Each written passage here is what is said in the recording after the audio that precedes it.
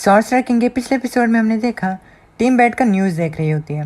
News में team के बारे में काफ़ी ज़्यादा बताया जाता है। इस चीज़ को देखकर किम कहता है वो हम पर काफ़ी ज़्यादा प्रेशर तो नहीं डाल रहे। आफ्टर ऑल सुंगुन ने डंजन को खुद ही क्लियर किया था। टीम के सभी मेंबर किम की बात से सहमत होते हैं। टीम के दूसरे मेंबर बात करने लगते हैं कि अगर सुंगुन वहाँ पर उनके साथ नहीं होता तो वो शायद से जिंदा भी नहीं होते। अब तभी वहाँ पर ली जीसुक आता है एंड टीम से कहता है क्या तुम सभी लोग ठीक से रेस्ट कर रहे हो। किम ली जीसुक को देखकर उससे कहता है वेलकम डायरेक्टर, हम सुंगुन को शुक्रिया कर रहे थे।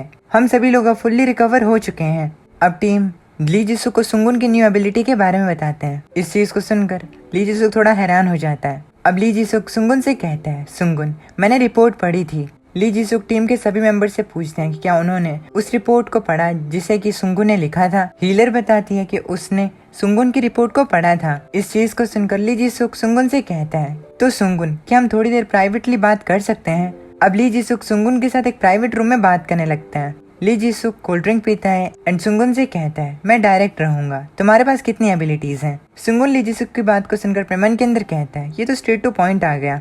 सुंगुन ली जीसुक से कहता है वेल अगर मैं उन्हें अभी काउंट करने लगा तो वो काफी ज्यादा हो जाएंगी। इस दुनिया में मैजिक जो है वो हर चीज को कम्प्लीट कर सकता है। वो स्पेस को तोड़ सकता है, टाइम को डिस्टर्ब कर सकता है और लाइफ को डिस्ट्रॉय कर सकता है। कुल मिला के कहा जाए तो मैजिक हर वो चीज कर सकता है जो चीज पॉसिबल है और ये चीज सॉर्सरर्स को गॉड की तरह बना देती है।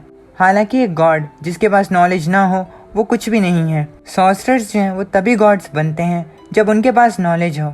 सुंगुन ली जीसुक से कहता है मैं तुम्हारे क्वेश्चन का एक प्रॉपर आंसर नहीं दे सकता, मैं अभी भी डेवलप कर रहा हूँ। हालांकि अगर मुझे दूसरे अवेकन लोगों से कंपेयर किया जाए तो मैं एक डेका एबिलिटी यूजर हूँ। ये सुनकर ली जीसुक अपने सर पर हाथ रखता है एंड कहता है तो तुम एक साथ 10 क्लासेस की स्किल्स को इस्तेमाल कर सकते हो और तुमने कहा तुम अभी भी इम्प्रूव हो रहे हो।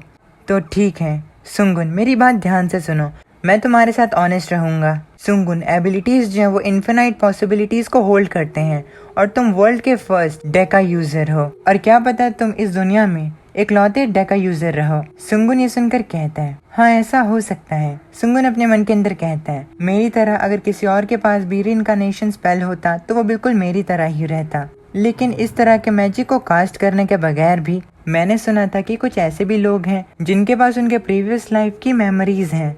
मैं अपनी प्रीवियस लाइफ में ग्रेट सॉर्सरर किंग था तो वो बिल्कुल मेरी तरह तो नहीं हो सकते, शायद वो कॉमनर हो। अब ली जीसुक अपने लैपटॉप को बाहर निकालते हैं। लैपटॉप को बाहर निकालते हुए वो सुंगुन से कहते हैं तुम्हारे इस केस को डिस्कस करने के बाद हमें पता चला कि हमने तुम जैसे आदमी से कभी डील नहीं की है, इसीलिए हमारे अभी के कॉन्ट्रैक्ट को इम्प्रूव करते हुए मैं इस कॉन्ट्रैक्ट को 10 साल के लिए करना चाहता हूँ। इसके बारे में तुम्हारा क्या ख्याल है। सुंगुन इस बात को सुनकर अपने मन के अंदर कहता है वैसे सच बात है मेरी तरह कोई एबिलिटी यूजर नहीं है, यहाँ तक कि अब आकाशीय सिस्टम भी मुझे देख रहा है। इस पॉइंट पर सभी को पता लग जाना चाहिए कि मेरे पास मेरे प्रीवियस लाइफ की नॉलेज है।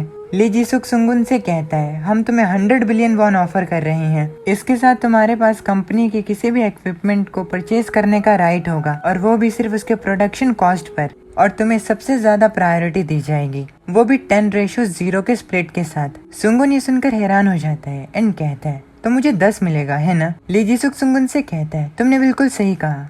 सुंगुन इस बात को सुनकर ली जीसुक से कहता है तो कंपनी जो है उसको इस चीज से 0 प्रॉफिट होगा। आखिर तुम मुझे इस ऑफर को कैसे दे सकते हो। ली जीसुक सुंगुन को उसके बारे में बनाई गई रिपोर्ट को दिखाते हुए कहता है दुनिया के सबसे ज्यादा स्ट्रॉन्गेस्ट अवेकन्ड आदमी को एम्प्लॉय करना, ये चीज हमारे कंपनी के फायदे के लिए बहुत रहेगी। और हाँ, इस जैसा कॉन्ट्रैक्ट पहले कभी नहीं बनाया गया है और वैसे भी तुम्हारा करंट कॉन्ट्रैक्ट जो है वो भी दुनिया में वन ऑफ द बेस्ट है। सुंगुन ली जीसुक की बात को सुनकर अपने मन के अंदर कहता है तो ये मेरे एम्प्लॉयमेंट को मार्केटिंग स्ट्रेटेजी की तरह यूज करेंगे ताकि ये अपने कंपनी के स्टॉक मार्केट वैल्यू को बढ़ा सकें। अगर ऐसा भी नहीं है तो उन्हें बिल्कुल भी फायदा नहीं होने वाला। इसका सिंपली मतलब ये होता है कि ये फ्यूचर में मुझसे काफी ज्यादा चीजें एक्सपेक्ट कर रहे हैं। ये मुझ पर इतना ज्यादा भरोसा कर रहे हैं और मुझसे इतना ज्यादा एक्सपेक्ट कर रहे हैं कि मुझे सब कुछ देने के लिए तैयार हैं। अब सुंगुन ली जीसुक से कहता है लेकिन मुझे ऐसा लगता है कि 10 साल का कॉन्ट्रैक्ट जो है वो काफी ज्यादा लंबा समय हो गया। ये सुनकर ली जीसुक उसे कहता है तो अब क्या कर सकते हैं। सुंगुन ली जीसुक से कहता है चलो देखते हैं 5 साल के बारे में तुम्हारा क्या ख्याल है। 5 सालों तक मुझे ये कॉन्ट्रैक्ट मंजूर है। ये सुनकर ली जीसुक उसे कहता है 5 साल, चलो मेरे पास और कोई ऑप्शन नहीं है है ना। अब ली जिसुक अपने हाथ को आगे बढ़ाता है एंड इस कॉन्ट्रैक्ट को मान जाता है। सुंगुन इस चीज को देखकर काफी ज्यादा खुश होता है एंड वो हाथ मिलाता है। काम हो जाने के बाद सुंगुन अपने घर चला जाता है। जाते हुए सुंगुन न्यूज देखता है जहाँ पर सुंगुन की टीम का लीडर किम जिस डंजन को उन्होंने क्लियर किया था उस चीज के बारे में बात करता है। रिपोर्टर किम से उस मॉन्स्टर के बारे में पूछते हैं जिनसे कि उन्होंने डंजन के अंदर फाइट किया था, यानी कि डंजन बॉस के बारे में। किम रिपोर्टर को बताता है कि वो एक जायंट गोल्डन मॉन्की था जो कि काफी ज्यादा टफ था और उसे लो लेवल मॉन्स्टर बिल्कुल भी नहीं कहा जा सकता। सुंगुन किम को देखकर कहता है कि वो काफी अच्छा काम कर रहा है इंटरव्यू के लिए। सुंगुन ये भी बात करता है कि उसे अभी इस चीज को भी बताने की जरूरत नहीं है कि वो किस चीज के कैपेबल है। हालांकि सुंगुन अभी काफी ज्यादा स्ट्रांग होता है, लेकिन इसके बावजूद भी सुंगुन बात करता है कि उसे एटलीस्ट टियर 3 तक पहुंचना होगा, तभी वो बिना किसी चिंता के रह सकता है। अब सुंगुन अपने घर पर पहुंचता है। घर पर पहुंचकर वो अपनी मॉम को देखता है। उसकी मॉम दौड़ते हुए उसके पास आते हैं। सुंगुन अपनी मॉम से रुकने के लिए कहता है, लेकिन तभी उसके मॉम उसके पास आते हैं एंड उसे एक जोरदार चमाट मारता है, जिससे कि सुंगुन की हालत काफ़ी ज़्यादा खराब हो जाती है। सुंगुन की मॉम उसे डांटने लगते हैं एंड कहते हैं, अगर अगली बार तुम मुझे बिना बताए घर के बाहर गए तो देख लेना। सुंगुन ये सुनकर कहता है, अगर मैं असल में आपको बिना बताए चला गया तो आप क्या करेंगी।